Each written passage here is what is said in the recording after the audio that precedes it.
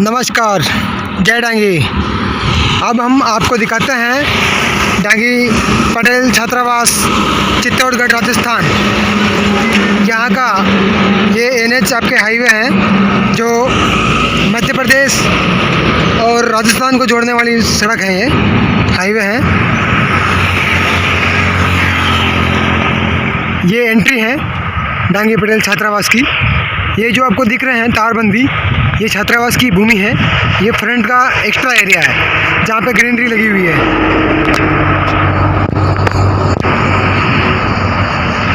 आपको दिखाते हैं, अभी मैं वो करते हुए चल रहा हूँ, आपको दिखा रहा हूँ।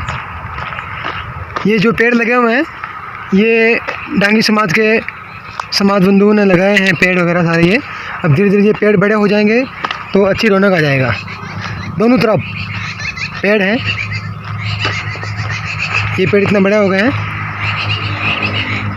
ये बोर्ड लगा हुआ है, बोर्ड पर लिखा हुआ है, थोड़ा मिट गया है, अभी इसका काम भी चल रहा है। इसका ये लिखा हुआ है डांगी पटेल समाज छात्रावास, रजिस्ट्रेशन नंबर वगैरह सब लिखा हुआ है, तहसील भी लिखा हुआ है, गांव भी लिखा हुआ है इसमें।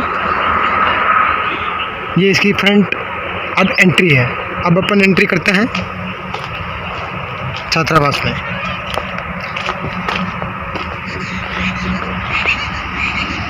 इतना ग्रीनरी से एरिया पूरा है। और ये जो भी कटिंग कर रहे हैं, ये भी डांगी समाज के बंधु हैं, ये कटिंग कर रहे हैं। अभी इसका काम चल रहा है। कल कार्यक्रम है, प्रतिभा सम्मान समारोह का कार्यक्रम होना है और पटेल जयंती होनी है, उसके संबंध में ये कटिंग चल रही है अभी। ये बहुत अच्छी कटिंग करते हैं, बहुत शानदार। क्या नाम हुआ आपका? प्रकाश डांगी सर। कौन सा गांव रहते हो? मेरी गामराना। अच्छा, आप ये डांगी समाज के लिए कटिंग कर रहे हैं? हाँ, ये समाज के लिए हम ये कर रहे हैं कार्य। अच्छा, बहुत अच्छा, बहुत अच्छा। हमारी मीटिंग है इसलिए। अच्छा, चलो बढ़िया। ये जो देख रहे हैं, सबसे पहले शुरुआत जो हुई थी, यहाँ पे 2 कमरे बनाए थे। ये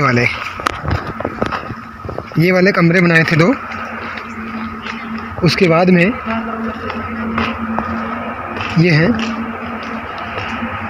अब इसका व्यू देखेंगे आप, ऐसा दिखेगा। ये रूम पहले बने हुए थे, काफ़ी पुराना है। ये कटिंग का काम चल रहा है। ये सराय डांगी पटेल समाज प्रथम प्रतिभा सम्मान समारोह की कुछ तैयारियां इस प्रकार हैं। ये तैयारी की गई है यहाँ पर, और इसमें मैं आपको दिखाना जा रहा हूँ। ये भामाशाहों की लिस्ट है जो दानदाता हैं डांगी समाज में, जिन्होंने पैसा डोनेट किया है। 56,000 से स्टार्ट है और कम से कम 1100 तक की हमने एंट्री की यहाँ पर, और बाकी 500-200 वाले बहुत सारे हैं। ठीक है, इसमें सभी लोगों ने, और डांगी पटेल जागृति संस्थान ने भी डोनेट किया है, और डांगी समाज के जितने भी युवा वरिष्ठ जन हैं, सभी ने पैसा डोनेट किया है, उनका है। ठीक उसी प्रकार आगे को तैयार है, इस प्रकार है। आपको देखा जाए, ये पूरा पंडाल रेडी किया गया है इसके लिए, और इसके ये पोडियम है यहाँ पे, और ये ट्रॉफी वगैरह के साथ सामान तैयारी चल रही है अभी। ये कुछ इस प्रकार की तैयारियां हैं अभी। ये देखो यहाँ पे पोस्टर वगैरह है। युवा जागृति संस्थान द्वारा स्वागत एवं अभिनंदन। हमारे इस सम्मान समारोह में जो भी छात्र छात्राएं और नर्सिंग स्टाफ, जो भी प्रतिभाग छात्र छात्राएं हैं, वो और जिनका नाम सूची में आ गया है और वो नहीं आ पाए, अगर नहीं आए तो उसका कारण क्या है? उसका मुख्य कारण है कि हमारी समाज को लोग भी बोलते हैं और वास्तविकता भी है कि हमारी समाज बहुत पिछड़ी समाज है। अगर ये यहाँ स्टूडेंट जो भी नहीं आ पाए, वो क्यों नहीं आए? क्योंकि पिछड़ी समाज से जुड़े हुए हैं। अगर उनके घर के अंदर बात हुई हो, अगर वो प्रेरित होते तो उनको साथ लेके आते और उनके माता पिता भी साथ आते। इसका मुख्य कारण भी है शिक्षा। हमारे समाज में अभी भी शिक्षा की बहुत कमी है। इतनी बड़ी समाज है, लगभग 65 गांव है हमारे, और ये इतनी सी प्रतिभावान छात्र छात्राएं हमारे सामने हैं। इसका क्या कारण है? कारण मुख्य यही है कि शिक्षा की कमी है। बहुत सारे छात्र छात्राएं हैं जो तैयारी भी करते हैं, बीएड लेवल भी जाते हैं, अच्छी तैयारी करते हैं, लेकिन वो आगे जाकर कंपटीशन में फाइट करते हैं। एक पेपर देते हैं, 2 पेपर देते हैं, उसके बाद में उनका मनोबल टूट जाता है। मनोबल टूटने का कारण भी यही है कि उनके घर में से उनको गाइडेंस नहीं मिलता है, इसलिए वो फिर अपना छोटा मोटा घर का जो भी काम काज होता है वो देख लेते हैं। ऐसे मैंने बहुत देखे हैं और हम खुद भी हैं जो आगे नहीं जा पाए। MA BEd करके लास्ट में कुछ नहीं होता है फिर, क्योंकि हमारा का कोई मनोबल बढ़ाने वाला नहीं होता है। अभी विगत 2-3 साल में बहुत सारे छात्र छात्राएं ऐसे हैं जिनका सरकारी विभागों में उन्होंने अच्छी मेहनत भी की है। ऐसा नहीं कि वो भी एक पेपर में कोई जाके तैयार हो गए या गवर्नमेंट सिलेक्शन हो गया, उन्होंने भी मेहनत करी है, उन्होंने भी पेपर दिए हैं। 1 बार नहीं हुआ, 2 बार नहीं हुए, 10 बार नहीं हुए, लेकिन अंतिम उन्होंने सफलता हासिल करके ही माने हैं। इसलिए मैं एक लाइन बोलूँगा कि जीवन में जो चाहिए वो आसानी से नहीं मिलता है। जीवन में जो चाहिए वो आसानी से नहीं मिलता और मनुष्य उसी की आशा करता है जो आसानी से नहीं मिलता है। इसी को कहते हैं जीवन। कामयाबी की खुशियां मनाना अच्छी बात है, कामयाबी की खुशियां मनाना अच्छी बात है। मैं खुद ही हूँ उसमें, वो छोट चीटियां कराते हैं। हमारे दूसरे समाज में तो आप देख लो 2-2, 5-5 लाख रुपए हम थाने वालों को खिला देते हैं। करो दारा ये लगानी, ये करो, इनको पकड़ो और इनको कूटो। तो अपनी समाज में ऐसे कोई मुकदमा नहीं चल रहा है जो कि अपने आज सिविल कोर्ट में कहीं कोर्ट में चल रहा होगा। ऐसा जमीन जाए हर चीज का मुकदमा अपने पंचायत अच्छी है। पंच लोगों से भी निवेदन करता हूं कि सच्चे के साथ रहे, किसी झूठे के साथ नहीं दें, और हर जो आप अच्छी चला रहे हो ये पंचायत इसको चलाएं और आगे भी चलाएं। और युवा साथियों से निवेदन है कि अपने बच्चे बच्चियों बहनों को पढ़ाई कराए, क्योंकि आज की तारीख में हर समाज शिक्षा के प्रति बहुत जागृत हो चुका है। हर समाज आज अपना समाज देख लो, बहुत आज भी जैसे कि बहुत पीछे है। शिक्षा के नाम पे अपना समाज आज भी बहुत पीछे है दूसरी समाजों से देखा जाए तो। वरना खेती में तो अपन ठीक है, दूसरे समाज से आगे है, पर शिक्षा के नाम पे आज भी बहुत पीछे हैं। तो हर बच्चे बच्ची अपने शिक्षा का प्रचार प्रसार करे, जिस शिक्षा के लिए उनको पढ़ाई कराएं। और एक बाल विवाह जो कुरीति कम पड़ रही है, हो सकता है बाल विवाह पे भी समाज की तरफ से सम्मेलन चालू हो रहे हैं। तो मैं एक निवेदन करता हूं, जैसे कि मेरा बच्चा है तो मैं तो घर पे शादी कर रहा हूं, दूसरों से आग्रह करूं कि आप समाज के इसमें क्या नाम सम्मेलन हो रहा तो शादी कराए। तो ऐसी बात फिर चलेगी नहीं। जो जैसे मैं समाज सम्मेलन कराने में मैं उसके पार्टी में दौड़ रहा हूँ और बच्चियों को जोड़े कबाड़ रहा हूँ, और मेरी बच्चा और अगर मेरा बच्चा है या मेरी बच्ची है उसको मैं मेरे घर पे शादी करा रहा हूँ, तो फिर दूसरे भी करा सकते हैं। तो हर आदमी से निवेदन करता हूँ, वो कितना ही पैसा वाला हो गरीब हो, वो नहीं सोचे ठीक है उसके खाना बनाना है बाद में बना ले, रिजर्वेशन कर ले। अगर समाज का सम्मेलन हो रहा है तो उसमें अपने बच्चा बच्ची को समाज के सम्मेलन में तस्दीक दे और शादी कराए, और यही होगा तभी के समाज का विकास हो पाएगा। कारण कि 2 बहनें हैं तो छोटी को बड़ी के साथ शादी कराते ही हैं। तो समाज का सम्मेलन चल रहा है, चलाया गया, साल भी किया। तो ऐसे 10-5 साल की हर साल में बच्चे होती बड़ी होगी, उन्हीं को शादी हो जाएगी। वरना 2-2, 3-3 बार शादियां कोई करा नहीं पाते। तो मैं समाज से पंचों से निवेदन करता हूं कि किसी के भी बड़ी बच्ची हो बच्चा हो तो उसको सम्मेलन में शादी कराए। जय हिंद, जय भारत। सबसे पहले तो मैं सभी का बहुत बहुत धन्यवाद ज्ञापित करना चाहूँगा कि मुझे इस मंच पर बोलने का मौका प्रदान किया गया है। समाज के सभी वरिष्ठ व्यक्ति एवं मेरे सभी साथी, जैसा कि आप सभी को विदित है कि आज हम लौह पुरुष सरदार वल्लभ भाई पटेल जी की 146वीं जयंती पर यहाँ पर उपस्थित हुए हैं। सबसे पहले यही बताना चाहूँगा कि उनको लौह पुरुष क्यों कहा जाता है। बचपन में जब उनके हाथ पर एक फोड़ा हो गया था, तो उस फोड़े को उन्होंने फोड़ने के लिए एक लोहे की छड़ से उस फोड़े को फोड़ दिया था। तब से उनको लौह पुरुष कहा जाता है। और इससे महान व्यक्ति थे कि उन जैसे व्यक्ति का जो परिचय है शब्द और समय सीमा में बांध पाना संभव नहीं है, तो भी मैं कोशिश करूंगा कि संक्षिप्त जानकारी आपको उनके बारे में प्रदान करूं। सबसे पहले उनकी भूमिका शुरू होती है बारदोली सत्याग्रह से। बारदोली सत्याग्रह में जो अंग्रेज थे, उन्होंने जो किसानों पर टैक्स था वो 6% से 22% कर दिया था। महात्मा गांधी ने जो ये काम है सरदार वल्लभ भाई पटेल को सौंपा था कि आप कैसे न कैसे इसको सुविधा का हल निकालें, इस समस्या का हल निकालें। उन्होंने अपनी कूटनीति का परिचय देते हुए, अगर मैं पूरा बताऊंगा थोड़ा लंबा हो जाएगा, तो इसका हल निकाल लिया था और अंग्रेजों को झुकना पड़ा था फाइनली, और अंग्रेजों ने वापस जो टैक्स था वो 6% कर दिया था। दूसरा उनका सबसे महत्वपूर्ण योगदान था कि उन्होंने अपने जो प्रधानमंत्री का पद था वो सेक्रीफाइस कर दिया था, उसको त्याग दे दिया था अपने पद से।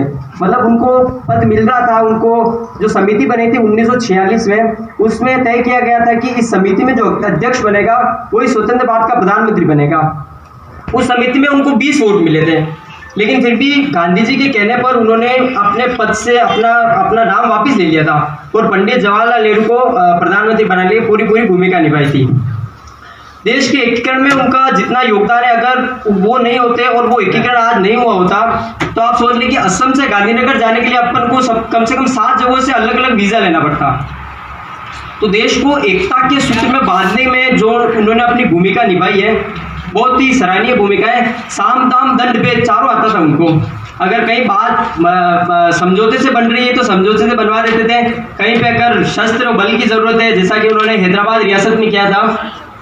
हैदराबाद रियासत वाले जो राजा थे, वो वहाँ के जो निज़ाम थे वो मान नहीं रहे थे, तो उन्होंने वहाँ पर जो है बल का प्रयोग करते हुए अपना हैदराबाद रियासत को भारत में मिला लिया था।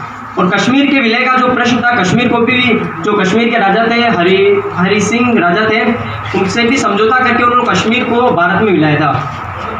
फिर बाद में कश्मीर ने जो एक विशेष दर्जे की जो मांग की थी, उस विशेष दर्जे की मांग में विशेष दर्जा तो दे दिया था, लेकिन फिर भी उन्होंने अपनी कूटनीति का परिचय देते हुए धारा 370 में एक बात और लिखवा दी। ये बात ये थी कि संसद जब चाहे धारा 370 को राष्ट्रपति की सहमति से हटा सकती है, और उसी का फायदा उठाते हुए हमारे वर्तमान प्रधानमंत्री श्री नरेंद्र जी मोदी ने उसका कश्मीर का जो स्पेशल स्टेटस था उसको समाप्त कर दिया है। अब मैं डांगी समाज का इस कारण से धन्यवाद करना चाहूँगा कि ये जो सम्मान समारोह यहाँ पर आयोजित किया है, ये सम्मान समारोह स्टूडेंट जो छात्र छात्राएं हैं उनमें अपने ऊपर एक विश्वास बढ़ाने में बहुत महत्वपूर्ण भूमिका निभाएगा। जो छात्र छात्राएं यहाँ आए हैं, जो अच्छा प्रदर्शन नहीं कर होगा, यार अगली बार हम भी जाए, हम भी अच्छा कर सकते हैं। मैं आपको इसके एक तो उदाहरण बताना चाहूँगा। दशरथ मांझी, आप जानते होंगे, बिहार के थे, माउंटेन मैन के नाम से प्रसिद्ध हैं। एक उनके गांव से हॉस्पिटल बहुत दूर था, उनकी पत्नी को लेबर पेन हुआ था और अपनी पत्नी को अस्पताल लेके नहीं जा पाए थे, तो अस्पताल लेके नहीं जा पाए, रास्ते में उनकी पत्नी की मौत हो गई थी। उनके जो गांव था उसके बीच में एक बहुत बड़ा लगभग 400 फीट का पहाड़ आता था, उसको पार करके वो उसको अपनी पत्नी को अस्पताल लेके नहीं जा पाए थे, उनकी पत्नी की मौत हो गई। आप देख लीजिए, उस व्यक्ति ने 22 साल में उस 400 मीटर के पहाड़ को एक छेनी और हथौड़े लेकर तोड़ डाला था। उस व्यक्ति ने, उस व्यक्ति का खुद पर इतने विश्वास था कि बस मैं कर सकता हूँ। खुद पर विश्वास और अपना 100% देने की जरूरत है, चाहे वो किसी भी क्षेत्र में हो, चाहे आप शिक्षा के क्षेत्र में अच्छे हैं, चाहे हम शिक्षा के क्षेत्र में अच्छे हैं, खेल के क्षेत्र में अच्छे हैं, या किसी भी क्षेत्र में अच्छे हैं। ये जरूरी नहीं है कि सिर्फ शिक्षा के क्षेत्र में अच्छे हैं तो ही आगे बढ़ेंगे, अच्छा अच्छे परसेंटेज प्राप्त किए तो ही आगे बढ़ेंगे, ये बिल्कुल जरूरी नहीं है। आप सचिन को देख लीजिए, Sachin God of cricket, cricket के भगवान कहे जाते हैं, 10वीं कक्षा में फेल हो गए थे वो। आज जो महाराष्ट्र बोर्ड का 10वीं का अंग्रेजी का जो पहला चैप्टर है वो सचिन पर आधारित है। तो सिर्फ ये नहीं कह सकते कि अगर किसी के बहुत अच्छे परसेंट बने तो वही सफल होगा, इसके कम परसेंट है तो वो सफल नहीं होगा। बस जरूरत है तो अपना 100% देने की, चाहे वो किसी भी क्षेत्र में हो। बिल गेट्स को देख लीजिए आप, बिल गेट्स को आप जानते होंगे, विश्व के अरबपति व्यक्तियों का नाम आता है। वो 11वीं कक्षा में फेल हो गए थे और आज वो विश्व के बहुत बड़े अरबपति व्यक्तियों का नाम आता है। उन्होंने अपनी जीवनी में लिखा है कि in class 11 I am fail in some subject and my friend pass in all subject, now he is an engineer Microsoft and I am the owner of Microsoft. उन्होंने लिखा है कि कक्षा 11 में मैं कुछ विषय में फेल हो गया था और मेरा जो मित्र था वो सभी विषय में पास हो गया था, आज मेरा मित्र माइक्रोसॉफ्ट में एक इंजीनियर है और मैं वर्तमान में माइक्रोसॉफ्ट का मालिक हूँ। तो सिर्फ एकेडमिक्स का मैं आपको एक उदाहरण बताना चाहूँगा एल्बर्ट आइंस्टीन का। एल्बर्ट आइंस्टीन जिन्होंने सापेक्षता के सिद्धांत की खोज की थी, वर्तमान बहुत बड़े वैज्ञानिक रहे हैं वो बहुत ही मंद बुद्धि थे, उनको अपना घर भी याद नहीं रहता था। एक बार प्रिंसिपल यूनिवर्सिटी में वो प्रोफेसर थे और इसको वहाँ से छूटे थे और घर जाना था तो वो अपना घर भूल गए, घर का पता भूल गए थे। ऑटो वाले से, वहाँ सब जानते थे एल्बर्ट आइंस्टीन को, बहुत ही फेमस हो चुके थे उस समय तक। तो ऑटो वाले से पूछा कि आप एल्बर्ट आइंस्टीन का घर जानते हैं? तो ऑटो वाला उनको वास्तविक रूप में जानता नहीं था ये एल्बर्ट आइंस्टीन है। तो बोला कि भैया एल्बर्ट आइंस्टीन को कौन नहीं जानता है यहाँ पे, अगर आप चाहें तो मैं आपको उनके घर पर ड्रॉप कर दूंगा। फिर उन्होंने बताया कि मैं ही एल्बर्ट आइंस्टीन हूँ और मैं अपने घर का पता भूल गया हूँ। तो ये बात नहीं समझे कि उसको ज़्यादा याद होते हैं, मेरे को कम याद होते हैं, उसका दिमाग ज़्यादा अच्छा है, मेरा कमज़ोर है। इस आधार पर कोई 99% हमारी मेहनत पर निर्भर करता है, 1% कहीं दिमाग का हो सकता है। एक और छोटा सा थोड़ा लंबा जाए तो एक बताना चाहूँगा कि एल्बर्ट आइंस्टीन जब कक्षा 10 में पढ़ते थे, बहुत ही फिर वो एक दिन अपना घर और सभी आपस में ही लड़ते और झगड़ते रहे हैं, तो उनकी कोई वैल्यू नहीं है। जैसे मैंने एक बार टीवी पर देखा कि जंगल का राजा जो शेर है, वो शेर जंगल में जा रहा था, कुछ जंगली कुत्तों का झुंड आया और उस झुंड ने शेर के ऊपर हमला कर दिया चारों तरफ से। शेर असहाय, बहुत ही कमजोर और अंततः उन कुत्तों के भोजन का शिकार बना। जंगल का राजा होते हुए भी के बारे में हमें सोचना होगा। यहाँ पर वर्तमान में समाज की जो युवा पीढ़ी भी है और जो बुजुर्ग पीढ़ी भी है, दोनों पीढ़ियां हैं, दोनों के बीच में किस तरह का सामंजस्य बैठाते हुए नई प्रगति की ओर अपने समाज को ले जाना है, उसके बारे में भी हमें सोचना होगा। जागृति लानी होगी। ऐसा नहीं है कि हमारे समाज में जागृति नहीं थी। मैं जहाँ तक मानता हूँ, मैं जहाँ तक सोचता हूँ कि सबसे अधिक जागृति अगर हिंदू समाज में है तो वह हमारे समाज में है, क्योंकि हमारे जो सामाजिक कुरीतियाँ हैं, जो बुराइयाँ हैं, उन बुराइयों को दूर करने में हमारा समाज सबसे अग्रगण्य रहा है, सबसे आगे रहा है। बाकी समाजों ने हमारे समाज की नकल की है, उन्होंने महसूस किया है कि वास्तव में उन्होंने अच्छा किया है और उसी की नकल करते हुए जैसे मैं कुछ तो पर होगा। हमें भी सोचना है, जो युवा सदस्य है, जो कि समाज के किसी भी क्षेत्र में यदि वे अपने पद पर अग्रसर होते हैं तो वास्तव में सफलता उनके कदमों को चूमने के लिए आतुर है, पर इसके लिए अपने मन में शक्ति यानी सोचने की कि मुझे ये काम करना है, मुझे डॉक्टर बनना है, मुझे इंजीनियर बनना है, मुझे टीचर बनना है। केवल मन में शक्ति लाना ही जरूरी नहीं है, बल्कि उसके अनुरूप प्रयास भी करने होंगे। अभी हमारे अध्यक्ष महोदय जो मंच का संचालन कर रहे थे कि उन्होंने कहा कि आपको जिस भी प्रकार के सहयोग की जरूरत है, हम आपका सहयोग करने के लिए तत्पर है, तैयार है, हम करेंगे, पर मेहनत, प्रयास, रास्ता सब स्वयं को तय करना है। यदि अपने मन में इच्छा है कि मुझे ये करना है तो उसके लिए असंभव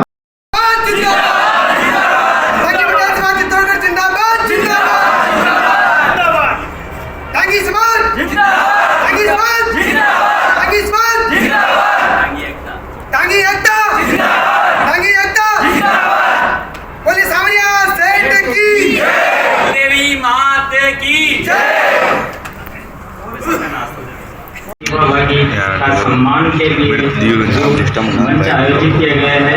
इससे समाज में हर आदमी की इच्छा बढ़ेगी